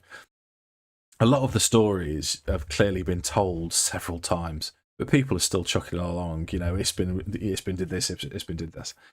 So this is the point where that I'll throw it open to you, gentlemen. Did anyone want to invent an amusing story of their time with Ispin? I've got one. Go on then. Mm-hmm. Go on then. I got one too. So I think Hal would stand from a table and he'd raise his ale glass, and he'd say, "We all knew Sir Tristram, Ispin as a brave and valiant warrior. It reminds me of a story where where Sir Tristram and Ispin and myself were out in the wilds and had been sent on a bounty hunt for a troll, and we'd been fighting with this troll for what felt like hours. And as Sir Tristram dealt the killing blow to the troll, it released its bowels all over Ispin and his green shield." Nice. There's loads of chuckles round, and then there's a salute to Ispin and the troll's bowels. as I kind of toast, I'll be like, to Ispin, brown shield. Nice. Yeah, that's appreciated. Everyone gets a chuckle from that. Go on then, Josh. Yeah, and then I think after that, like, my tone would kind of like come down a little bit. But I'd just say, like, kind of coming from my background, you know, I learned pretty early on that you know, death, it's just a part of an ordinary life. But Ispin wasn't an ordinary man by any means. And I remember some time ago he'd actually, you know, gotten pretty badly wounded on his adventures, and by the time he came to us, he wasn't doing well. We were really worried about him. The nurses and physicians, they didn't think he'd make it through the night. But he just seemed calm. He didn't seem stressed. He didn't seem worried. He just had this calmness about him. Not like a lot of the kind of the sick and dying people that I'd seen, you know, before. And I guess, you know, somewhere in his mind, he just decided that it wasn't his time. That he wasn't going to go like that, in that way. And he was often, you know, stubborn like that. So, you know, I sat with him, and kind of, you know, the longer I sat with him, the more I felt it too, that he was going to be fine. That he wasn't going to pass away. Again, the physicians had said that they didn't think he was going to make it through the night, but sure enough, the morning came, and Ispin was still there. And I thought to myself, you know, maybe he'll never die, but I'm sure he took great pleasure in proving me wrong one last time. So yeah, goodbye, Ispin. And I'm sure that he left because he felt he was ready to leave, and he left on his terms, and that brings me a whole lot of comfort. So I'll raise a glass to him, and then just, one glass up, and then take a swig. Nice. And then sit back down. There's a whole round of here, yeah. Oh well, good, yeah. It's not the House of Lords, but it sounds similar. Yeah. I like that. That's nice. Anyone else got a Ispin story? I mean,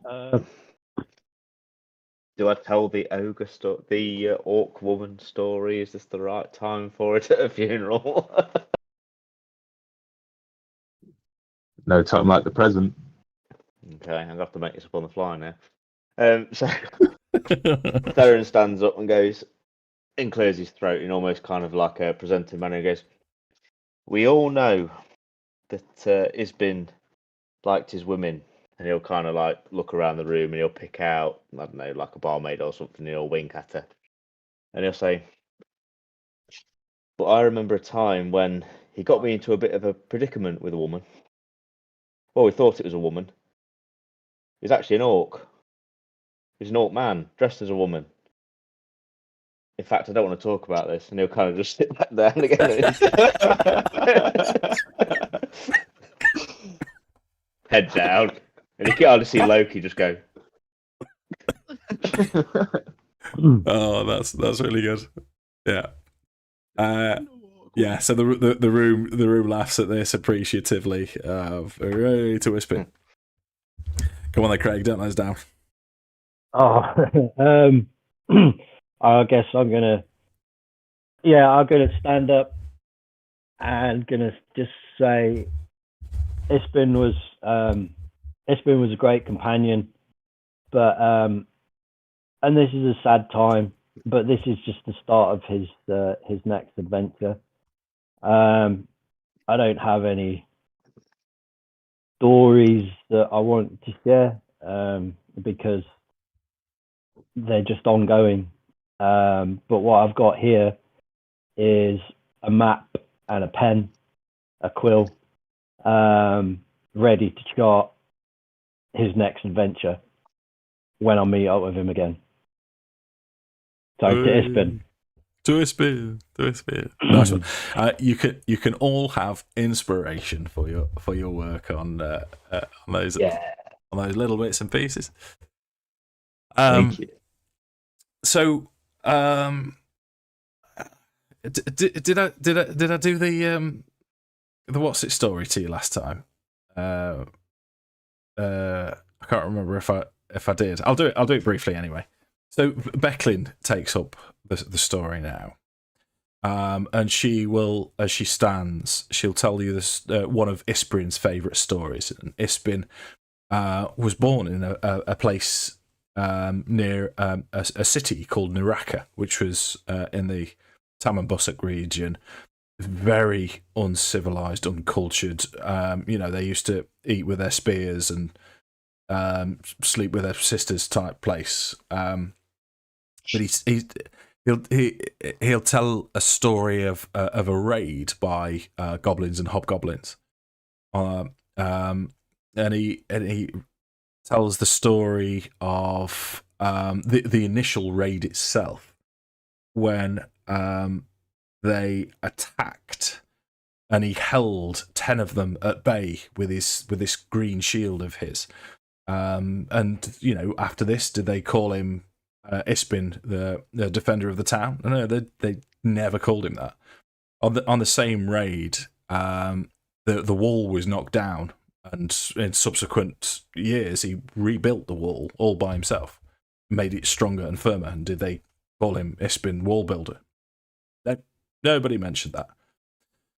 The same raid, the mayor's daughter was kidnapped, and he single-handedly followed the orcs and goblins into the wilderness, and he rescued her and brought her back. And did they call him Ispin, rescuer of Maiden's Virtue? No, not a mention. But you shag one sheep, and then everyone's, "Hooray!" And the punchline is everyone in the whole room says the punchline at the same time, and there's a big cheer. And then at the back of the room, from the Bakaris' table, you can hear this massive, disrespectful stage yawn as you see Bakaris the Younger now stood up with one foot on a stool. Oh, how many times do we have to listen to this same old story? And he turns back towards his lickspittles, who are all sort of chuckling to themselves. I think Hal would stand up from the table and he'd say, "Well, if you don't want to hear it, you're more than welcome to leave." Nice. It's short and simple. Let's have an I'm guessing you're going for intimidation with that, mate. Yeah. Can I 15. cast guidance? Sure. As well, I'll stand up and put like one hand on Hal's shoulder as well, like backing him. Okay. 16. Okay. So, excuse me. So Bakaris now looks over, and he looks over as if he's affronted by this initially. And then he sees Hal. I mean, Hal, you're a big motherfucker as well, aren't you? You say 6'7", brick shit house type thing. And and you can tell that he's not clocked you before in his his arrogance and his ignorance. He's not noticed anyone else in the room. He's the most important person in the room, and he's spun around to you to challenge you, and he's realised who you are, and he's and he turns back towards his lick spittles, and you can't hear what he says, but they do just, and they're all looking over their shoulder, and they look as if they're about to leave now. I think Hal would stay standing. And then, because I think he's taking what Becklin said. He's not going to cause trouble, but he's not going to have his friend disrespected by a group of shits. Okay. So he's going to stay standing, make sure that they kind of usher themselves out if that's what they're going to do, but that they're not going to cause any more problems. Smashing. So as they walk out, there's sort of quiet in the brass crab now as this little altercation happens, and then the murmur starts again, and people start talking. And Becklin, you try. I'm going to say, Jake, if it's all right for Hal, you don't make it obvious that you're looking for affirmation from Becklin, but you do. Over the next 5 minutes or so, you do. Conversation turns, and Becklin will just nod, and you know what she's nodding about. Yeah. Okay. I think he would be mindful about getting into. It would have almost been a subconscious reaction for him to do that. Like he wouldn't have thought about it all the way through, and then as the encounter's kind of played out, he realised I can't cause any trouble. I've been told not to, type of thing. So yeah, that reassurance will probably put Hal at ease. He's probably sat there a bit nervous for the last 5 minutes. Wicked. Well, yeah. It's in fact, I'll go a little bit further than that. As she gets up and decides to mingle, she'll put her hand on your shoulder as if she's trying to get past, but there's a little bit more of a squeeze. There's a sort of a reassuring squeeze and a pat, and as well as the nod as well. So yeah. So the only other thing that's now that Bakaris the Younger's gone, everything's nice and jovial again. There is one other character in the inn that doesn't seem to belong. There are different races there. I mean, Cudgel's a hill dwarf. There's the female Kender and Edda. Mostly humans. You perhaps spot one gnome, a male gnome, floating around. But in the corner of the room, dressed in black with a black veil, is an elf. Very straight-backed, very stiff-looking. But underneath the veil, you can see she's... there's a blue tinge to her skin. But she's very somber, just hanging around in the background, taking it all in. Want to approach, or anyone? She's wearing a black veil that's like covering her face. Kind of, yeah, but it's sort of like translucent, so you can see, her expression and her colour. Yeah. I'm going to talk to the barmaid.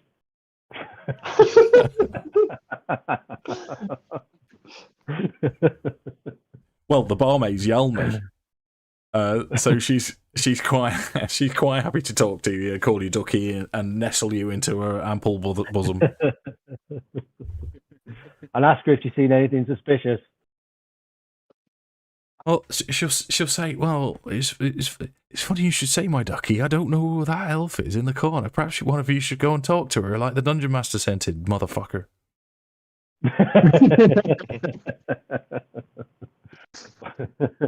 What were you doing last night? Do we pick up anything else from her, like any arcane energies, or does Loki smell any kind of food on her? Or Nice. You can have an Arcana check. A big whiff of shit. Yeah, 21. She got a brown stain down her back. 21. There's okay. Yeah, you. 21's pretty good. So you're getting a lot of sort of arcane juju coming from her. And you sort of tap into your well of knowledge, which is quite extensive, really. And you can't quite figure out why your arcane, your spider senses are tingling. You can spot that she's a silver nesty elf. So just to give you a very brief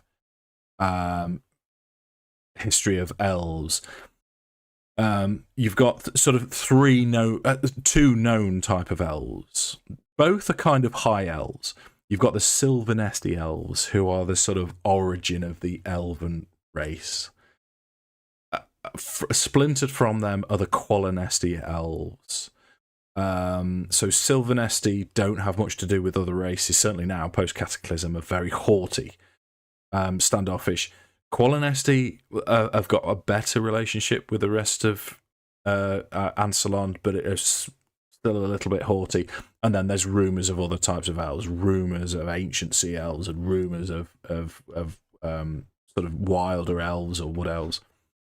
But the fact that this high elf, stiff-necked, clearly high-born silver nesty elf is stood in this room is something that doesn't make sense, and also you can't make sense of why your spider senses are tingling. Okay, I'm going to go all, Kender curiosity and all that kind of thing. I'm just going over because Ispin's talked about elves and a necklace like I've had from Qualinesti, and so total naivety and stuff like that, just bimbling over and saying, "Hello, an elf, are you from Qualinesti?" Even though that's obviously going to be an affront. Yeah. Well, you don't notice an affront, and you're expecting an affront. I'm just going to clear me throat. Excuse me. Yeah. But you do. I mean, we'll sort of say that you're all within earshot of that. You don't sort of all approach in a menacing kind of way, but you do sort of sidle over, and there's this slow turn towards Edda.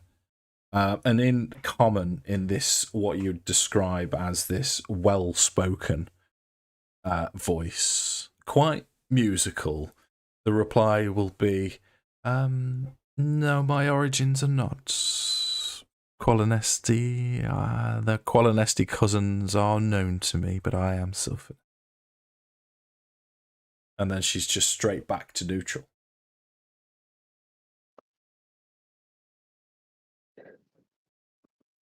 Okay. I think Theron, seeing Edda kind of going over there at that point, would kind of walk up to her and start speaking to her in Elvish, like almost asking, sorry for my friend here. Is inquisitive. He gets very inquisitive at times. Do I know you? And he kind of says it in like a almost flirtatious way, but in Elvish. Okay. Well, let's throw a charisma check into that then. Let's have a persuasion check for that. Oh, God. Give us a Riz check. 14. Turn on the Theron chart. She'll say, excuse me. It's very unlikely that I do know. Oh, Josh. It didn't work, mate. It is very unlikely that we've met before. I am here just to observe the ritual. Tell me, where are you from? But she does, with a 14, she is going to ask you more questions about yourself, though. Theron kind of taken back by this, so he'll kind of go, "Oh, I'm from here, there, and everywhere." But so you're interested in the ritual, are you? Okay, and he'll almost kind of like grab her by the shoulder and drag her towards the table where all the ale is, and plonk her down next to him and go, "This is how we do the ritual." And he'll like literally get all of his food and stuff out and all the drinks out and go, "Shall we begin?" And almost trying to get her involved in the drinking and the festivities and. Okay. That would work. Yeah, nice. Yeah, so we'll go with your original 14. She goes along with it. She's quite happy to be led. And she will say, "Oh, interesting. No, although nothing to eat or drink for me, I'm afraid. This is not how we do things. But I'm quite happy to watch and learn from these events."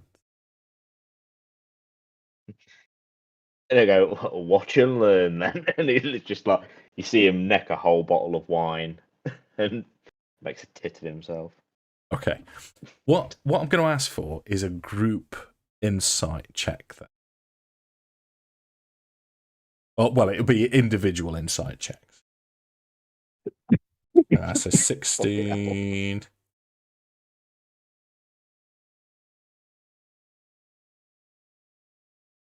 Nice. It's gone to my head. Yeah, a little bit. You're distracted. Just no. We'll give it to Edda then. So definitely Micah and definitely Micah. So Edda, you would notice that this woman is taking in everything that's happening. But Micah, you know that she's looking around, but it's almost as if you get the sense that she's evaluating. And occasionally, as her eyes linger on, perhaps a villager that you've met who's in good spirits but may have had a little bit too much to drink, and she just passes straight over them. And then she'll look towards perhaps Hal, who's probably on best behaviour, and Becklin. And she'll sort of nod a little bit, and then Darrett similarly, and then her eyes lock to you, and you can tell that she knows what you're doing, and she sort of looks down to the ground as if you've sort of caught her trying to evaluate people. But then she looks up and then just nods at you.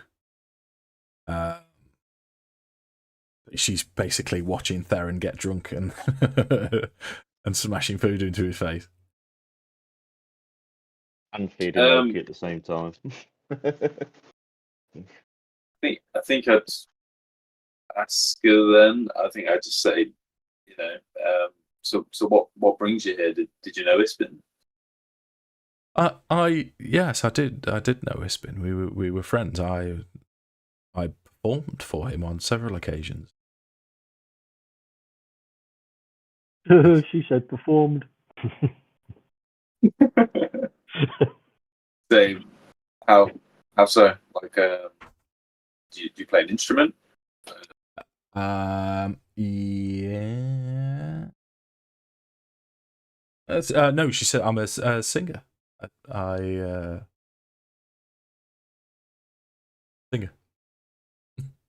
You're a singer. Well, would you care to sing a song for it? Like, and this is like, like genuine. Like, I'm like kind of like having seen her like scope in the room. I'm a little bit like trying to verify what she's saying, but at the same time, I'd also be kind of curious. Like, would you sing a song for us? For the room, even. Roll persuasion. Okay. Oh, 4. She'll say, perhaps this is not the time for most Sylvanesty songs are of a.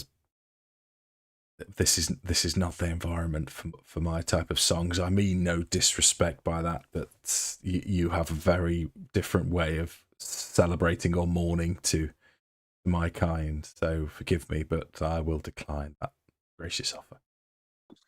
yeah, I'll just say no. I understand. That's okay. Okay. See, to this. Oh, go on, mate. Go on. No. It's okay. Okay.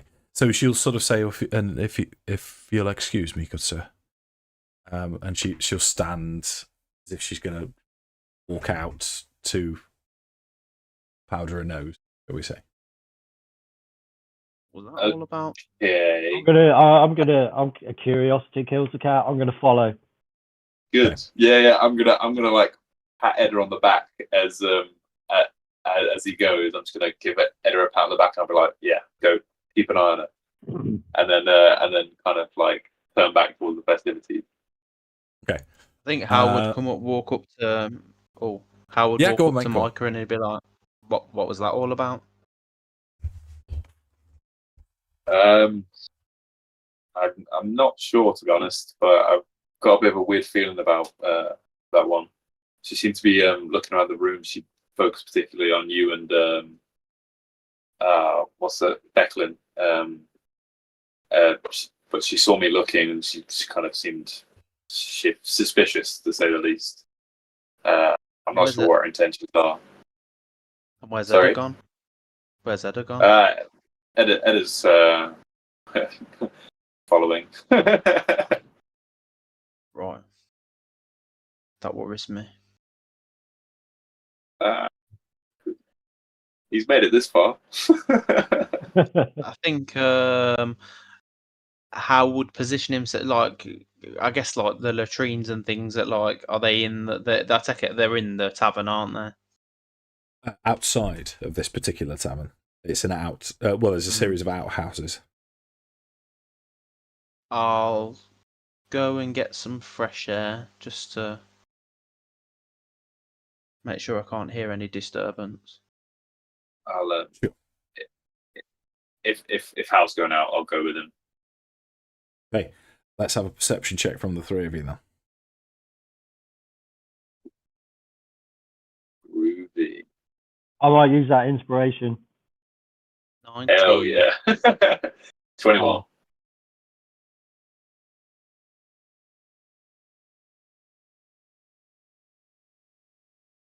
$14.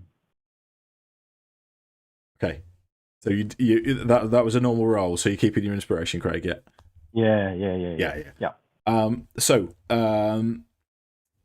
as she exits the building and does head towards the outhouse, and the outhouses do have a moon symbol on. Of course they do.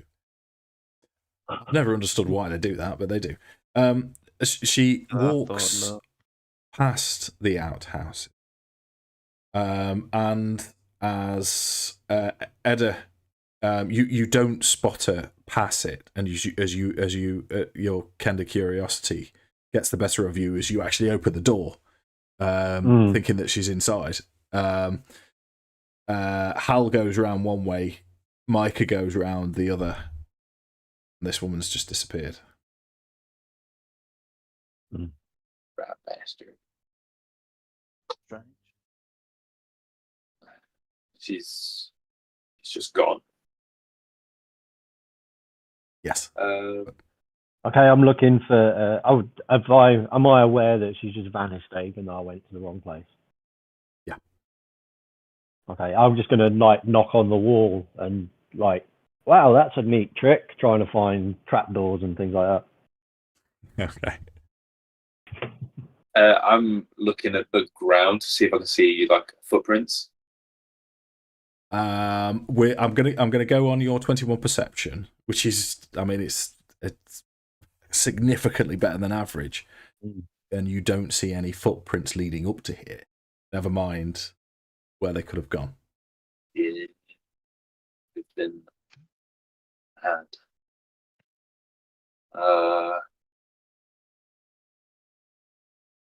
Strange. I'm looking around. I've got. I think that. I don't know. I just think she's watching us from somewhere. No idea where she's vanished. She's disappeared. Whatever. Really, but I guess you just get this feeling that she's not far. But I've got no. Yeah. Well, no. I think you're right. She can't have gone that far. I think she's probably having a right chuckle. Well, the elves possess a magical nature. We don't know where she may have disappeared to, but I suggest we don't linger outside. We're safe. Let's go back and enjoy the revelries. Should we mention it to Becklin? I will speak with Becklin about it. I will go and make her Could aware. Theron stumble outside at this point and go, "What are you fuckers doing out here? There's drink and ale in there. What's going on?" Just coming to see what your lady friend's up to. Oh, the magical chick. You lost her already. Yeah, a little too quick for us not to be worried about it, to be honest. Oh. Do you want to detect magic? Yeah, if you give it a shot, that might be good. Okay. So I'm assuming that this is going to be a first level spell slot to instantly cast it and not the 10-minute ritual. Yeah. He's just going to go, he's half sloshed anyway. Okay. So you do you do get a sense of magic that has happened, and it's this is the footprints that you're missing. So you can follow where and Theron will point out what she went this way, and you can confirm and then she went round here, and then you get a sense of sort of like almost conjuration magic from the point directly behind the outhouse, as if she's vanished from that spot, and it seems to have been potentially something of a conjuration in nature, which you would know would possibly coincide with teleporting or something of that nature. But yeah, she's gone. She's gone. Well, I guess we'd there's not much else we can do then. We'd better go back inside. Yeah, definitely. I'll go and speak with Becklin and make her aware. Okay. I'm just gonna. I'll be the last one away from the spot, and I'll just kind of look around and speak to the environment. Say, "Nice one. Catch you later." Okay. There's no response, but yeah. Nice. And then Okay. So I'm about ready to call it quits for the session, gentlemen. I'm getting tired myself. No. What I don't want to do, I always end up doing, is I want to sort of get to a particular point. So we're starting from next time. So we'll finish up with your conversation with Becklin about this woman. Becklin will tell you that she had spoken to the elf. The elf had identified herself as Lidara from Sylvanost, the Sylvanesti elf. And that she was here to honour Ispin's passing.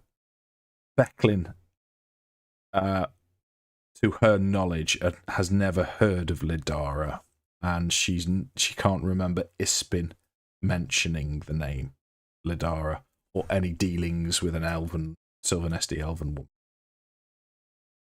which is curious. But she's sort of shrugging it off, the fact that she's disappeared. She didn't do anyone any harm, and she was quite respectful. So it's just one of those bizarre occurrences as far as Becklin's concerned. But as the night draws to a close, Becklin will say to you that it's the Kingfisher Festival tomorrow, and it is the recreation of the battle on High Hill. But she expects all of you to. No. She expects Hal to appear first thing in the morning, as usual. And she asks if the rest of you would attend as well. You can join in with the physical training if you wish. Hal obviously doesn't have a choice, but she would like to meet with you on the morning of the Kingfisher Festival just to discuss something with you. And then she will just briefly say that tomorrow on the Kingfisher Festival, most of the day, it's just fun and revelry in the village. There will be a fishing competition, which is a bit of fun. Everyone takes part. And then as it gets closer to lunchtime, just after lunch, it's going to be this recreation of the Battle of High Hill. And she'll say, hopefully you'll join in with the festivities, but there will be more on that tomorrow. It is getting late now, gentlemen. So this is Becklin saying it and the Dungeon Master saying it. So we'll call it there and start next session with going to talk to Becklin. That's okay. Mm-hmm. Yeah, sounds great. Cool. Yeah. Tidy. So, and just to confirm, we've got hobbits dancing now. The next session is in 2 weeks' time, I believe. Yeah, it's a Saturday, isn't it? Yeah, and then we've got 3 in a row. Yeah. Come on. Wicked. The 4th. So the 4th of May, yeah? Yeah, 4th, 11th, and 18th I've got in mind, if we can all still do that. Yeah, I think so. Yeah, I think so. Yeah. Definitely the 4th and definitely the 11th. Tidy. Yeah. So, yes, if you have watched and enjoyed, please like and subscribe. And if you Josh and Jake's dad, thanks very much. Yeah. Yeah. Yeah.